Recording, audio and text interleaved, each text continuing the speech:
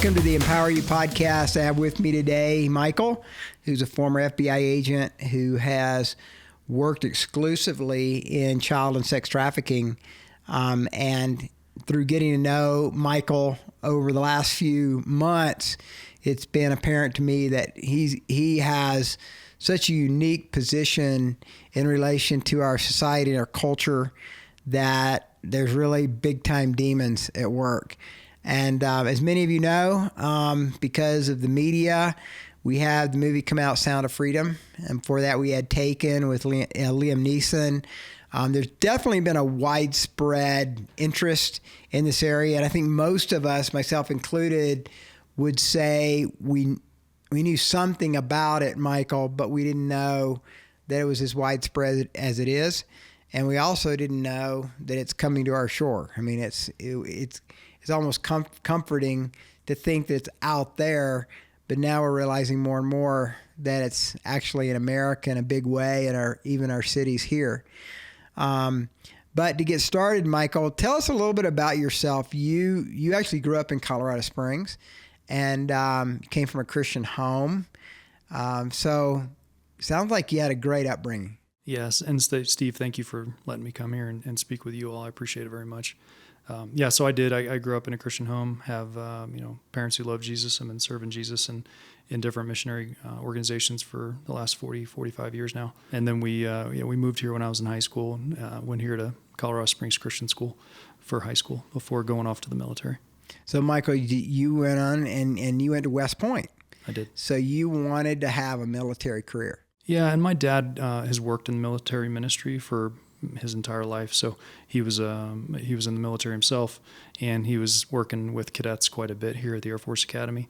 So I grew up around cadets, grew up around Air Force guys, Navy, Army. When I started looking at where I wanted to go, I put in for all the academies. Only one took me, so that's where I went. Well, that's great. And so then how long were you in the Army? So after I graduated, I was in for about 6 years as an infantry officer. Okay. And then how in the world did you go from Christian Army? The first part I get that. But how did you get into the FBI and the Bureau? I didn't know anything about law enforcement. Growing up, I didn't have any family members or anything like that were in law enforcement. Even when I was in the military, didn't know much about, and I didn't know anything about the FBI or DEA, ATF. I had no idea what the different organizations did. Back in one of my deployments, I was in Afghanistan and had 3 agents attached to my platoon at the time. And they were just really good guys who I saw really had a heart for what they were doing. They talked throughout that deployment. They talked to me a lot about what the Bureau does, what their mission is, some of the specific organizations within the Bureau that I might find of interest. And so I didn't actually, at the time, I said, thank you, but I'm going to be staying in the Army for 20 years.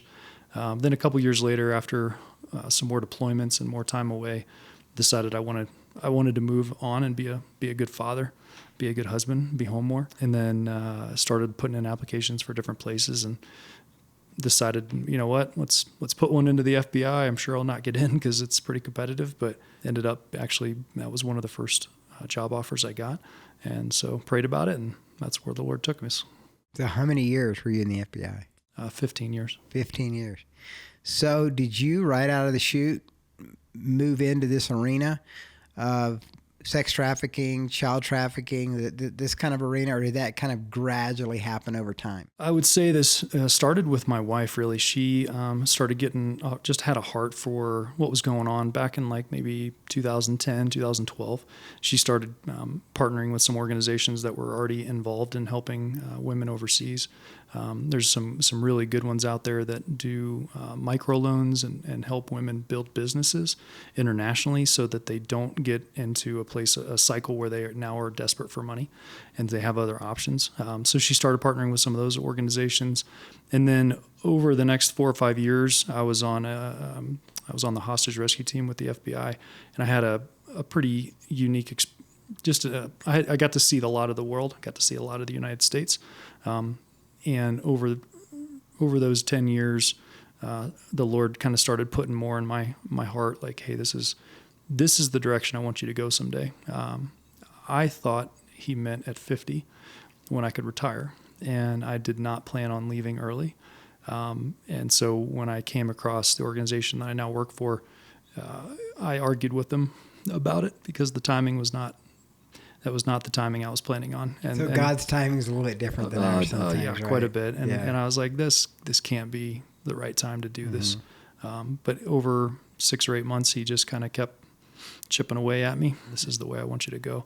I'm not going to show you what it's going to look like yet, but I do want you to obey me. And that was hard. I'll be honest, like walking away from, 25 years of government without anything to show for it, if you will.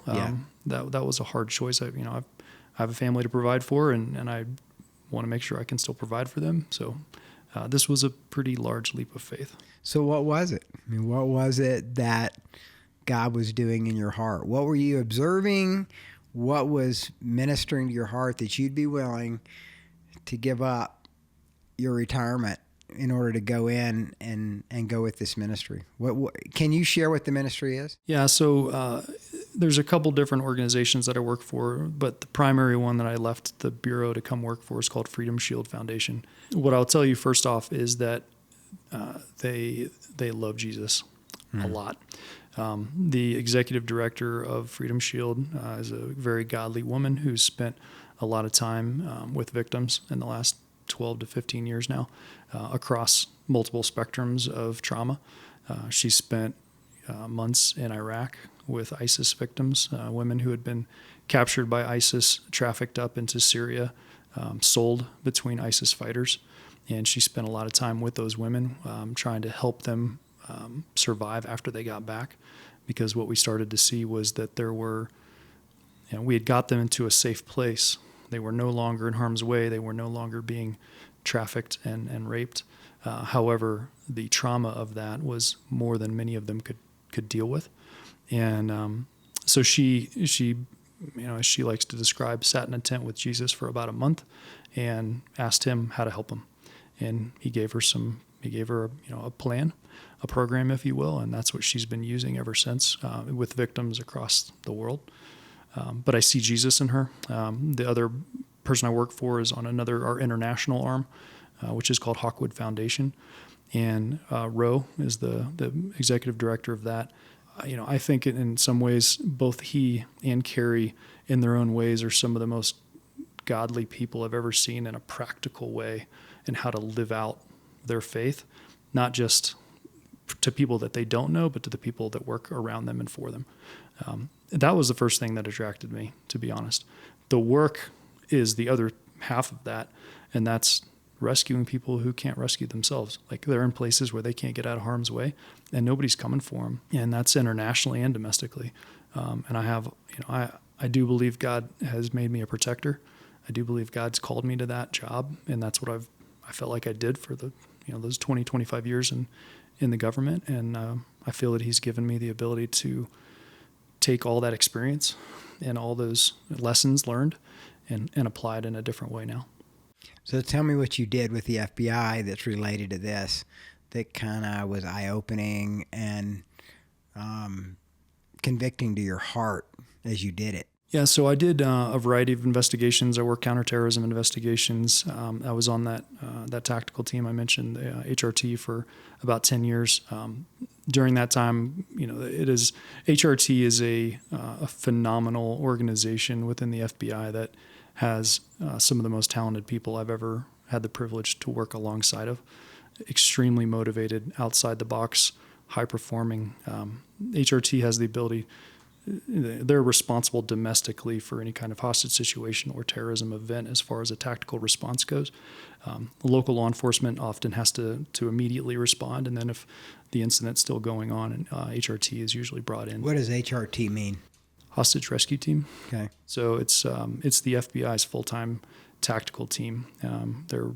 Think of them as the local federal law enforcement equivalent of many of the same responsibilities that Delta Force has and SEAL Team 6 has. So anything from large-scale hostage situations to boat takebacks to aircraft takeback. If there's an Alpine incident, if they have a military free fall program, like they do everything. They're a phenomenal group of people.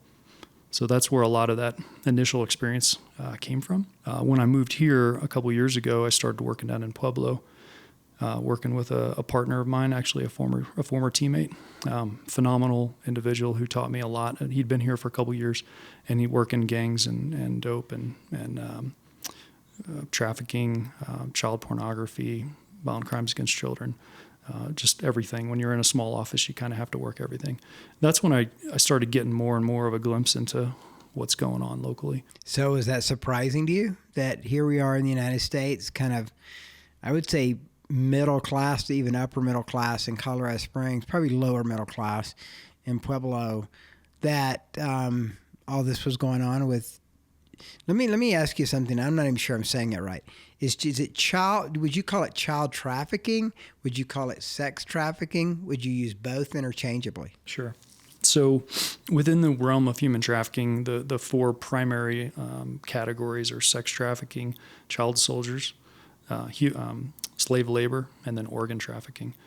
So sex trafficking would encompass any time that a person is being sold for money or for some sort of other compensation for sexual purposes. So whether it's an adult or a child, both would fall under sex trafficking. The legal parameters of sex trafficking for a child is different than it is for an adult, in the sense that a child cannot give consent for sex if they were being held against their will, whereas an adult has the ability to make a decision and actually say, I consent to this. So from a legal point of view, sex trafficking of a minor is much easier to prove because you don't have to prove coercion versus with an adult, you have to prove some sort of coercion. It could be violence, could be you have their IDs, it could be there's a whole bunch of different ways that you can coerce a person. But with adults, that proof is tougher to do versus with a child. If the child's in somebody's control and was being sold, like, that's fairly straightforward. So this is happening in America. Yeah, it is. So I was talking to another individual in a similar background as yourself, and he was telling me that he felt that America was probably number one in the world as far as a purveyor of sex trafficking, human trafficking, and probably child trafficking. We didn't go through all those categories that you just mentioned, especially along the seaboard. So he was talking about it being around like Louisiana, Mississippi, Texas, coming all really packed in along there, and they have some kind of a code by which they track these things, and it's really red down in there. And then also on the border with Mexico and stuff. Is that seemed to fit with what you discovered too? Or were you more international than national? So on the investigations that I was doing here locally in Colorado, it was more local to Colorado. Okay. I would say the guys that are working on the border areas do see this more often because human smuggling often turns into human trafficking.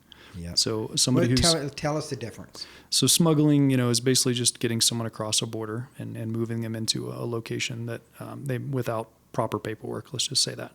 A lot of the human smuggling routes are the same routes that people are using to smuggle in arms, drugs, all kinds of other stuff that they can sell on the black market.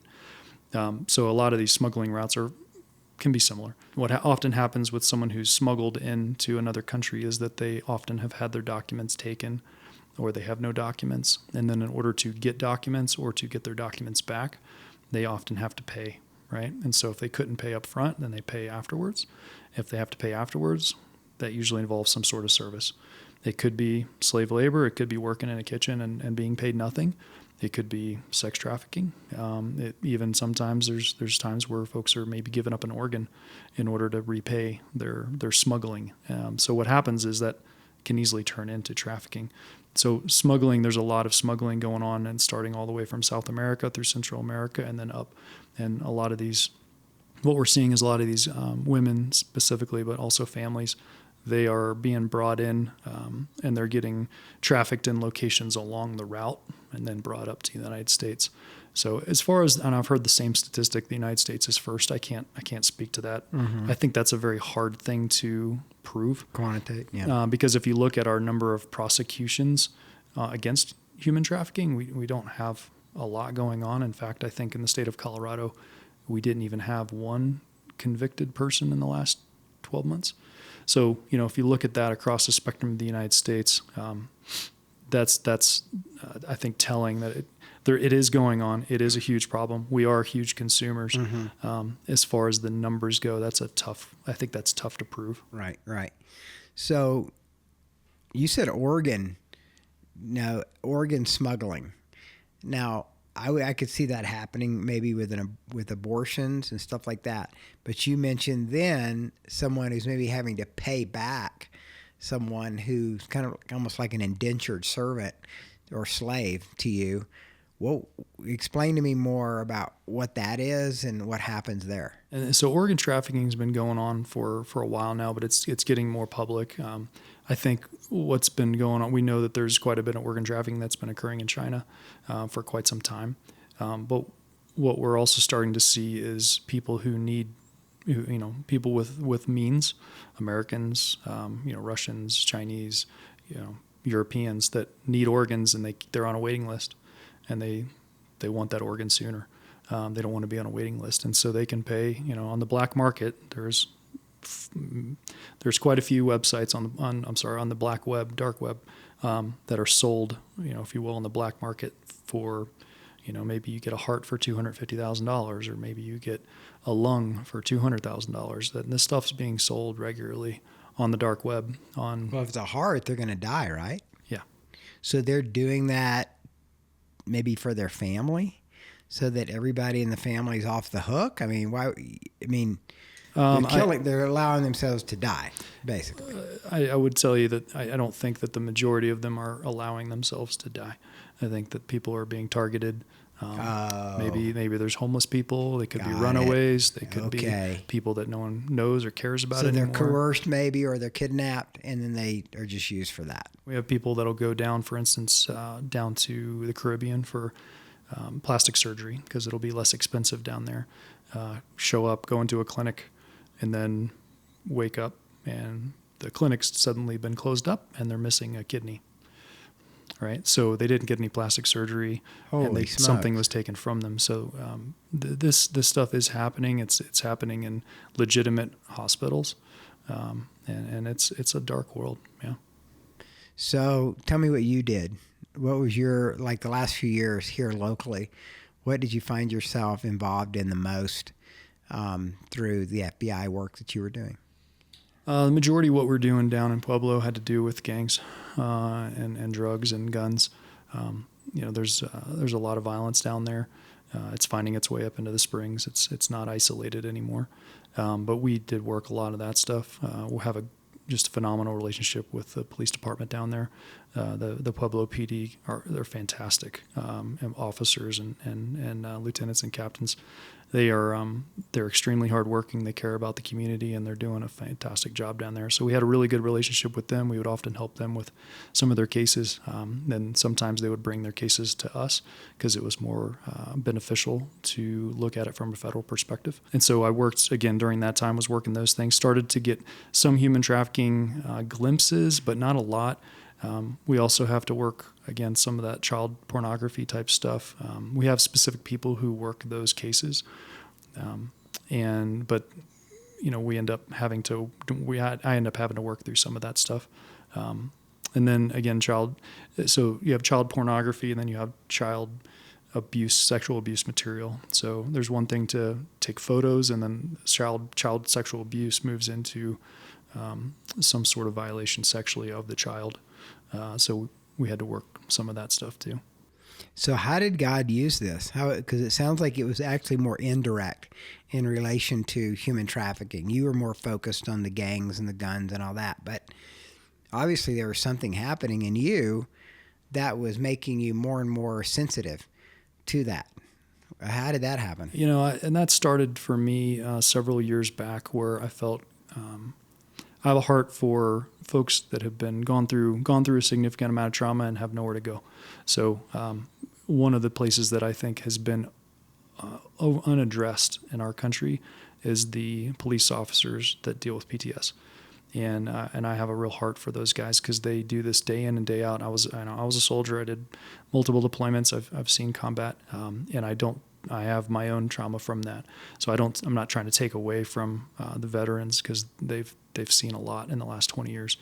I would also argue though that police officers do this every day, and they see things every day that are hard for them to see. They deal with trauma every single day. Mm-hmm. And so unfortunately, a lot of law enforcement, I don't believe, are being taken care of real well. And after the fact, I think the last time I looked it up, the average statistic for law enforcement across the full spectrum of federal, state, local, is around 2 to 3 years post-retirement. Now, that's not a long time. That's really quick. And I think a lot of times that comes from unaddressed trauma that these guys are having to fight through, and they're trying to do it by themselves. So part of my hope someday is to have a place, I don't know, somewhere out in the mountains where these guys can come and recover for a couple months, and they can have people give back into them, pour into them, and help them get out of the place that they're in. I'd also like to have a place where we can do that for trafficking victims. So those are kind of the two demographics where, I've like Jesus said, serving widows and orphans, that is true religion. Yeah. And that's where Roe, when he started off about 15 years ago in this world, he actually started off with an organization called Orphan Secure. And their job was to internationally go to orphanages that were having trouble with people breaking in to their facility and taking kids. And so he would go around the world, and he'd do this down in Mexico quite a bit and help prevent those facilities from being broken into. Part of what we do down in Dallas, which is where Freedom Shield is based, is also we have a widows program down there. We have a feeding program down there where we feed we're trying to do it on a quarterly basis, but the most impoverished zip code down in Dallas, and just again being the hands and feet. So I say that's a lot. I probably didn't answer your question directly, but it's been something on my own heart now, having family, having daughters, and looking at some of these situations where these people are stuck and they don't have a great way to get out of it, and I feel called to help. So Michael, tell us what Freedom Shield is doing in the Dallas area, because I know you have a desire to see it happen in Colorado Springs, but tell us how long that's been going and what exactly they do in the Dallas area. Yeah, thank you. So Freedom Shield started off, it moved into Freedom Shield around that 2013, 14 range. At that time, we were in the Philippines, working there, primarily trying to help get these child soldiers out of these camps. I think we're in the, several thousand kids that we've been able to help facilitate getting out of these camps where they were being forced to fight against each other. Then we moved into Iraq. We were in Iraq heavy for about 3 years. We've been in Afghanistan for the last 3 years, helping out with a lot of folks who were left behind, who were being targeted by the Taliban after we left. And about the same time we got into Afghanistan back in 2021, Carrie wanted to start opening safe houses for human trafficking victims. So within the human trafficking aftercare, there's short-term care, kind of emergency care, short-term care, and then long-term care. That long-term care is 6 months to 24 months maybe. That short-term care is like within a couple days, getting off the street, post-detox, getting into some place where they can be safe for a couple weeks. What we've seen is in the long-term care, a lot of girls fail, like upwards of 75 to 80% of women fail or quit that long-term care in the first couple weeks. It's a very volatile time for them. And so what Carrie started focusing on, based on all those women that she was helping coming out of ISIS control, and how God really gave her a program to help these women, she started doing the same thing in the short term, we call it stabilization phase. So we have 2 of those down in Dallas. We only serve 1 girl per safe house at a time. We have people with them 24/7. They're not, we're not keeping them there. They volunteer to come, but we stay with them 24/7 so that they always have somebody with them. The biggest thing that we do down there in that stabilization phase is get them sleeping again. We're trying to give them some basic coping skills, some life skills, trying to give them the ability to get through the night if they're having nightmares. And and really just showing them Jesus. We're not beating them over the head with the Bible. We're not making them pray with us every day. We're not doing that. However, they're being prayed for every single day by multiple people outside of the safe house. And they're also practically seeing Jesus every day because all the women that are surround them know Jesus and love him. So I know that as a social worker, which is what I did in after college briefly, and then went on in the mission field, so I didn't do it for very long. But I know in the social work area, who you get and how long they've been involved in stuff has a lot to do with how quickly they can come out of it.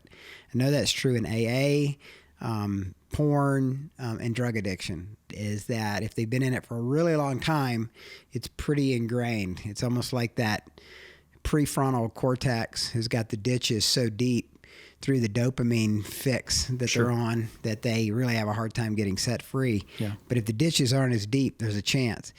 Is there, I know you're, in one sense, you're still learning and growing and all of this. You'll know a lot more a year or two from now. Sure. But from what you know right now, is there a certain type of woman, I'm assuming it's mainly women, that you guys do get into the safe house that do well versus those who drop out or even go back to the lifestyle? Yeah, and so part of our process, we call it our intake process, is a PTS screening, and so we're PTS meaning like PTSD, like post trauma. Yeah. Okay. So we do a screening for these ladies beforehand. So there's that, and there haven't been too many times where we said no. There have been a couple. If they have a history of running away, as a child, and they've been on the street for a long time and they like to run away from places that they go, then that may be hard because we have to protect the places where we do this. We have to protect our people that are there, and so if someone is unwilling to, if we think there's a high likelihood where they will leave, and then they could compromise that location, then we have to be aware of that beforehand. So there's that. There's, again, a level of trauma. We have dealt with some very significant trauma. It is, to the things that I probably don't want to share today, just some of the awful things that have been done to some of these women. So yes, that is a concern. What I will say is that there's no human wisdom that's going to put people back together. There's no human program that's going to put a soul back together. The only person who can do that is Jesus. Mm-hmm. And so what we're seeing is that Christ is the one that's putting these ladies back together. Mm-hmm. Again, we're not preaching at them. We're not making them pray with us. But I tell you, I think we're around 50% of these women during their time with us, right after their time with us, or in long-term care, come to know Christ.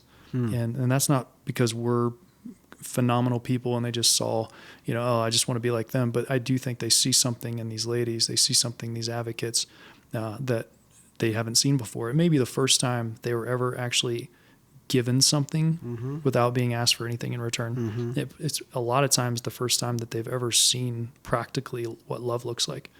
And so, I do think you're right that there are certain kinds of trauma that that's harder than others. But I know Christ can put anyone back together, and that regardless of their trauma. And we saw him do that time and time again in Scripture.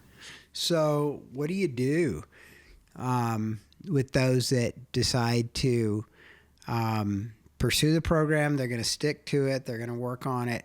Do they kind of ever graduate out?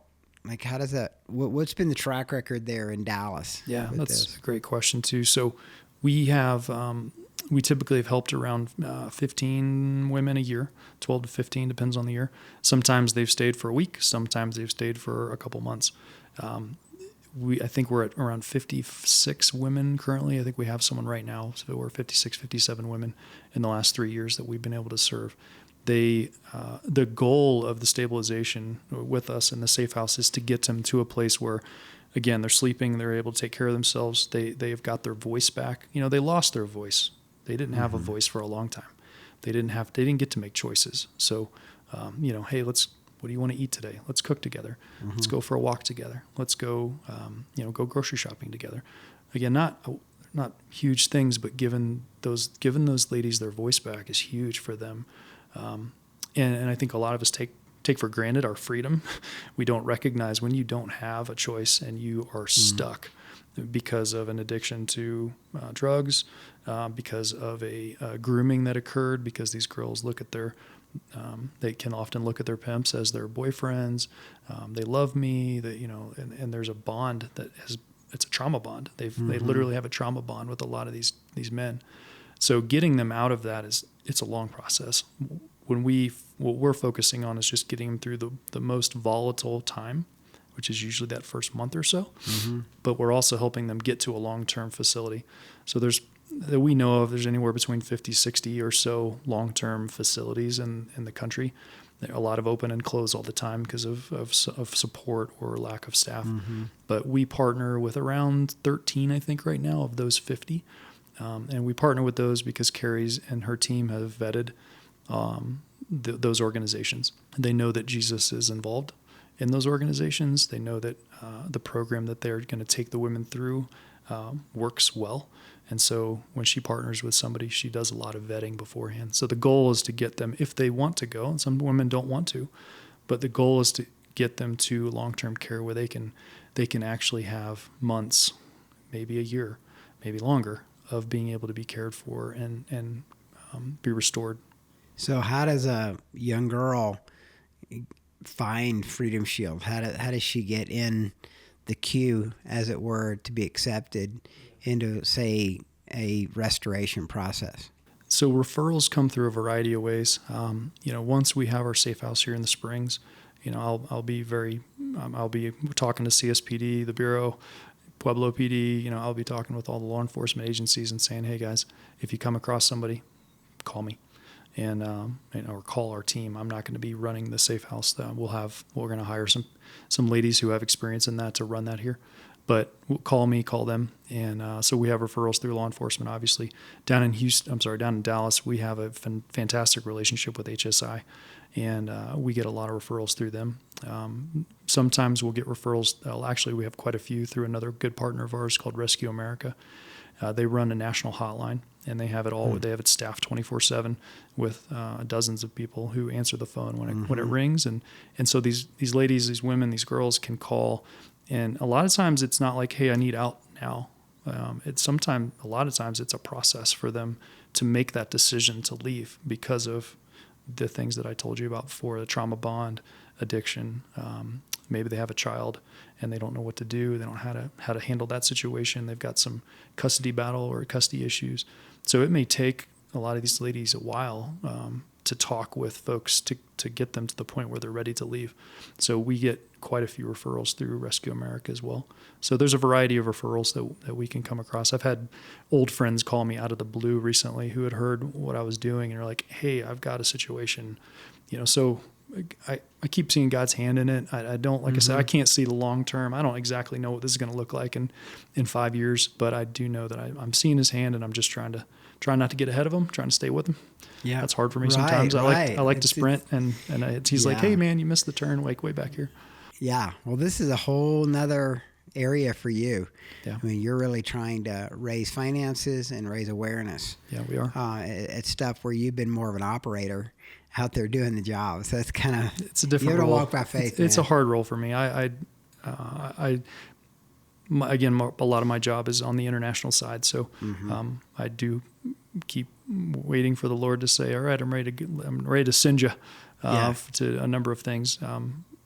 We raise money for projects. So we don't raise money like my salary. All the guys' salaries are paid for by our business that we have.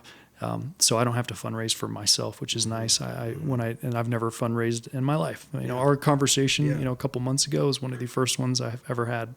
And, but the beauty of what we do is like, hey, we have a country that we're going to go build capacity in. We have like right now we're, looking at what we can do in Israel. So we've been in a lot of places. Usually they're some of the more difficult locations at the time. And, so I'm ready. When the Lord's ready to start sending me to do that, I'll do that too. So Freedom Shield has been only in Dallas, right? Yeah. But now they're trying to go international, and that's one of the reasons why they hired you? No. So I apologize if I miscommunicated. They've had offices internationally for over 10 years now. Okay, but in the U.S., they're in Dallas. Yes, sir. Okay, yeah, gotcha. they are. And then we have another gentleman who works with me here, and I think a couple other folks that we're going to bring on in the next 12 months So I think we will have a team here within the next year. We're going to have 5 or 6 people that are going to be involved in this, that are on staff. And then we've been meeting with people like yourself and other pastors, and growing our volunteer pool for the Safe House. And I think that's going really well. We've got about 16 or 17 women who have stepped up and put their applications in and said, I want to help. What can I do? So it's going well. So, Michael, who's doing this? I mean, let's just talk in terms of, let's start international, then we'll do national. But on the international, human trafficking, organ trafficking, sex trafficking, in those realms, is there a type of organization or individual or both that seems to be the kind that benefits the most from doing this kind of stuff? Yeah, and across the world, it's big. Sure, absolutely. I mean, I think we have more human slaves today than any other time in the history of the world. It's like crazy. So who's doing it? What's happening with that? I think that's a hard question. Organized crime, by and large, controls the majority of the trafficking, whether it's drug trafficking, human trafficking, gun running. Organized crime generally, that is who we're dealing with, whether it's American gangs in organized crime or Russians or Chinese or, there's organized crime in every single country in the world in some manner. So, but a lot of the trafficking, I would say internationally, is being done by organized crime within those countries. But anytime that there's a conflict and there's an opportunity to make money, it's going to happen. Mm-hmm. There's going to be trafficking that's going on. There's going to be trafficking right now. It's probably going on somehow in the conflict in Israel and Palestine. Mm-hmm. Somebody will find a way to make money off the situation, sadly. Turkey, after the earthquake, that was a huge problem. You've got a bunch of missing people, missing moms and dads, but they found some kids and your mom and dad are missing. What do we do? Oh, we can make money on this. So anytime you have a huge conflict, you're going to have the opportunity to make money. Where you have the opportunity to make money, somebody's going to find a way to do it. So we think of organized crime sometimes in America as being like the mafia or something Sure. like that. You're talking, though, more about local gangs, Absolutely. right, that are involved in this kind of stuff to make money. Yeah, absolutely. Local gangs, but it can be Mexican cartel. It could be affiliates of cartel. It could be MS-13. There's a large variety of gangs out there. It's gotten to the point now where, I don't even know how many current gangs we have running in the United States, but there are organizations, criminal organizations, that will not traffic humans. There are organizations that say, we'll do these things, but we won't do this. So those do exist. But by and large, most people, if they can make money doing it, they're going to do it. And especially with the drug trafficking, a lot of the folks who are involved in drug trafficking are also involved in sex trafficking as well. Okay. So when you were working in Pueblo, were you working mainly in the realm of local gangs versus syndicates? I think of syndicates Sure. being big and Yep. quite a hierarchy. Is it more local thugs kind of folks, or is it syndicates? So, yeah, I would say down in Pueblo, it's more local gangs. In the Springs, you start to have more, if you will, franchise gangs. So gangs that have members in other places that were started in other places, and they now have an operation here in the Springs, or definitely in Denver. But the I-25 corridor obviously is a long one. It goes north and south pretty far. You also in Denver have 70, so you've got an east-west primary route, and you've got a north-south one as well. Yeah. As far as the movement of people, there's people being moved through Colorado Springs every day that people probably don't know.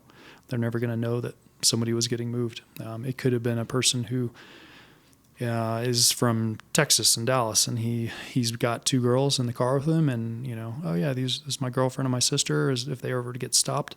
But the reality is he's taking them from city to city to city and trafficking in different locations. So, it can be anything from that small of a scale to, a larger scale. So how do they transport them? We've got a couple big truck stops. Sure. Locally. My sense from talking to a lot of people has been that a lot of the truckers are actually on the lookout. They're trying to help. These are good guys, they're honest guys, they're salt of the earth guys. Yeah. But I'm sure there's I mean, in any group, you got your sinners, right? Sure. So is it through that, or is it just more like what you just said, and it's an individual who's got just several because it's just easier to hide?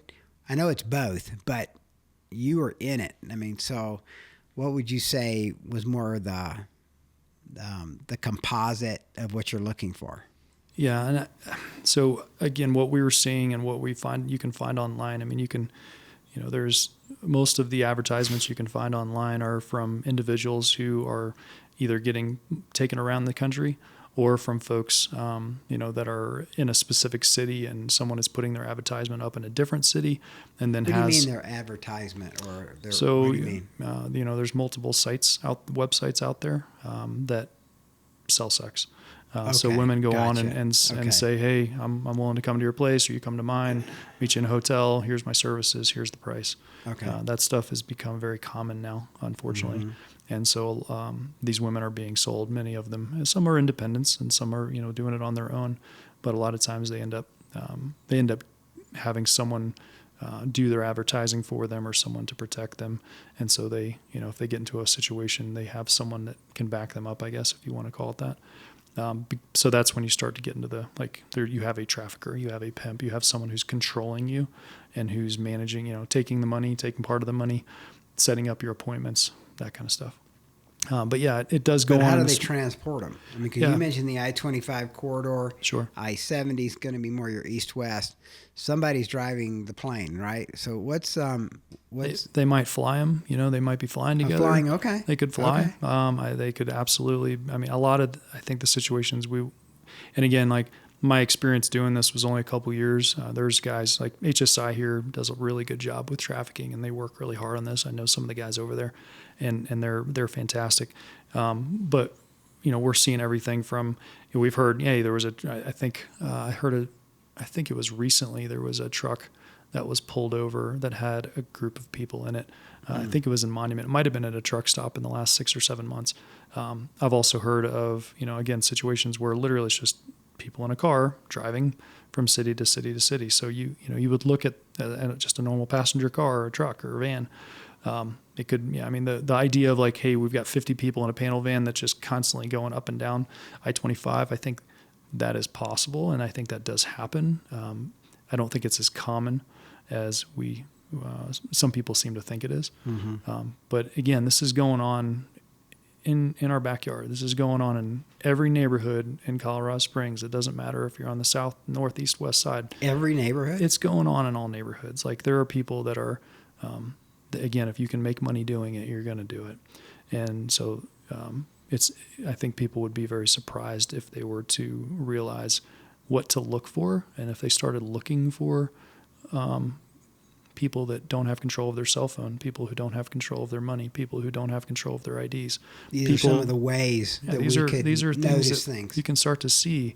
This person doesn't seem to have a voice. Why does that man always speak for her when she's addressed?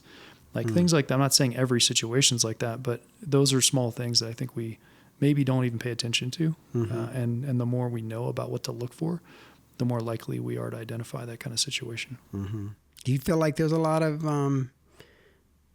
kids being kidnapped, taken from their homes or on the street or after school or something like that in America? Do you think that, or let's just say Colorado Springs, do you think that's happening? Active kidnappings, I think, are more on the low side.